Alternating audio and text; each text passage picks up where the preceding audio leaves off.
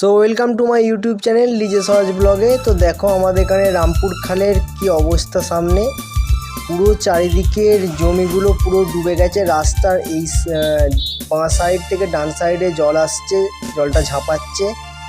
তো এখানে পুরো বাস চলাচল বন্ধ হয়ে গেছে চারিদিকে। এরকম বাজে পরিস্থিতি একটা হয়ে গেছে, দেখো তোমরা সবাই। তো ভিডিওটা তোমরা দেখতে থাকো, স্ক্রিপ্ট না করে পুরো ভিডিওটা দেখার অনুরোধ রইল আপনাদের কাছে। তো দেখো